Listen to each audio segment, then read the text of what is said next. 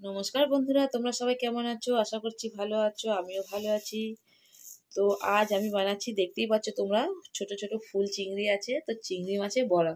তো চিংড়ি মাছের বড়া বানাতে কি কি লাগছে চলো আমরা দেখে নিই। প্রথমে আমি মাছটাকে ভালো করে ধুয়ে এইভাবে করে নিয়ে নিয়েছি। তো তোমরা যেহেতু ছোট মাছ একটু ভালো করে ধুয়ে নেবে, নিয়ে তার এই ভিতরে দিয়ে দিচ্ছি কিছু কালো জিরে। কালো জিরে দিয়ে দিয়েছি। এবার দিয়ে দিচ্ছি কিছু পেঁয়াজ কুচি। পেঁয়াজ কুচি দিয়ে দিচ্ছি। এবার দিয়ে দিচ্ছি জিরে গুঁড়ো 2 চামচ, ধনিয়া গুঁড়ো দিয়ে দেবো 2 চামচ,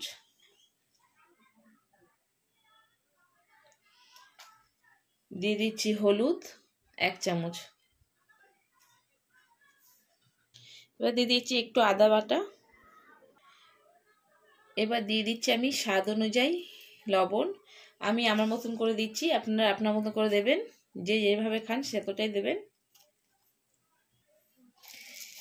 একটু স্বাদ অনুযায়ী চিনি দিয়েছি। বাঙালি রান্না একটু স্বাদ অনুযায়ী চিনি দিলে খেতে স্বাদটা বেশি বাড়ে, তো অল্প করে আমি চিনি দিলাম 1 চামচ। এই চামচে আমি 1 চামচ চিনি দিলাম। এবারে দিয়ে দিচ্ছি একটু আমি এই ছোট চামচে 1 চামচ গরম মশলা গুঁড়ো। সব মশলা দিয়ে দিয়েছি। এবার আমি দিয়ে দিচ্ছি বেসন।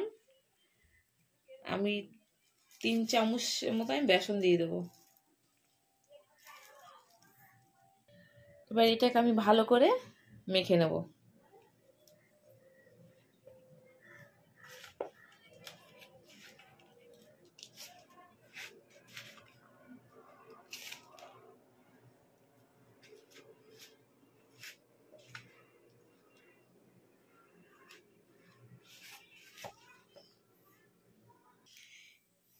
আমি মেখে নিয়েছি। এবার এর ভিতরে দিয়ে দিচ্ছি কিছুটা কুচানো ধনেপাতা।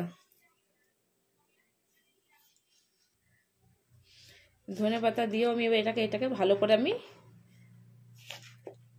মেখে নিচ্ছি। সব মশলাগুলো একসাথে আমি ভালো করে মাখিয়ে নেব। তো আমাদের এটা মাখা কমপ্লিট হয়ে গেছে। আমি এইভাবে করে মেখে নিয়েছি, এমন করে মেখে নিয়েছি। এটা আমি 10 মিনিটের জন্য ছেড়ে দিচ্ছি, আসছি 10 মিনিট পর।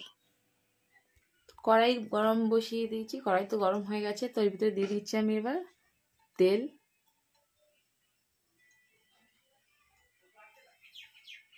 পুরো মতন তেল দিয়ে দিচ্ছি আমি।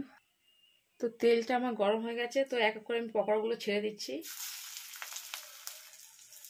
এইভাবে করে আমি সব পকোড়াগুলো ছাড়ছি।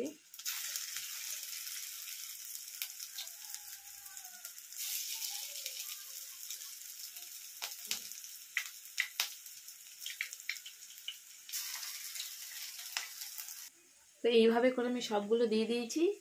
এবার আমি লো ফ্লেমে ভালো করে ভেজে নেব।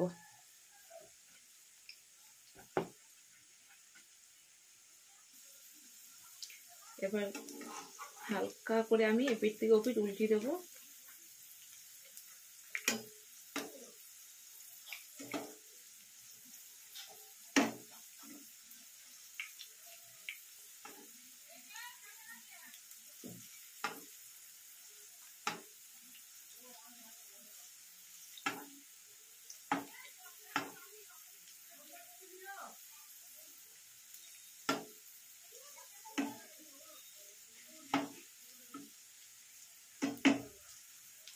এইভাবে করে আমি সবগুলো উল্টিয়ে নিই।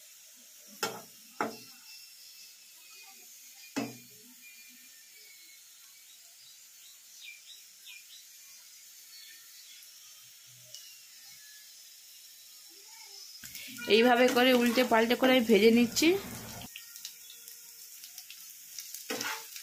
দেখো এটা আমার ভাজা হয়ে গেছে। এইভাবে করে আমি লাল করে ভেজে নেব। এবার এটাকে আমি নামিয়ে নিচ্ছি। তো আমি নামিয়ে নিয়েছি। ওইভাবে করে সেমভাবে করে আমি সবগুলো এরকম করে ভেজে নেব। আবার দিয়ে দিচ্ছি, এইভাবে করে সবগুলো দিয়ে দিচ্ছি।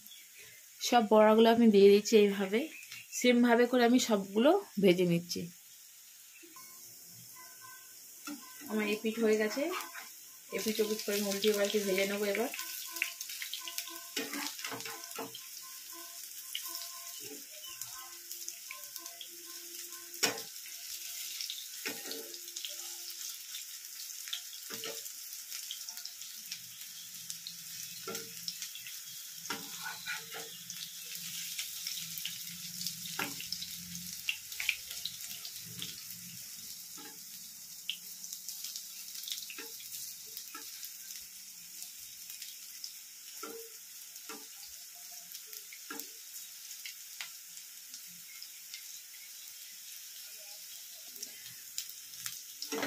দেখো বড়া ভাজা হয়ে গেছে, এরকমভাবে আমি গোল্ডেন করে ভেজে নিয়েছি।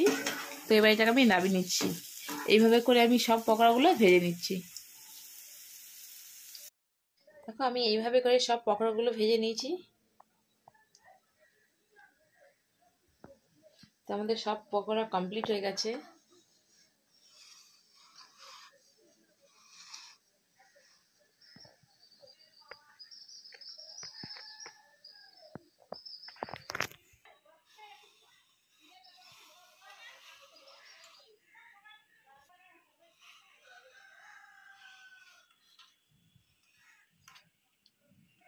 তো এইভাবে করে তোমরাও বাড়িতে বানাও, বানিয়ে খাও, আর কেমন লাগছে আমাকে কমেন্ট করে জানাও। পুরো রেসিপিটা দেখো, কি স্কিপ করো না। আমার রেসিপিটা যদি ভালো লাগে লাইক করো, শেয়ার করো, সাবস্ক্রাইব করো, পাশে থাকা বেল আইকন প্রেস করে দাও। বাই, অল নোটিফিকেশন পৌঁছে যাবে।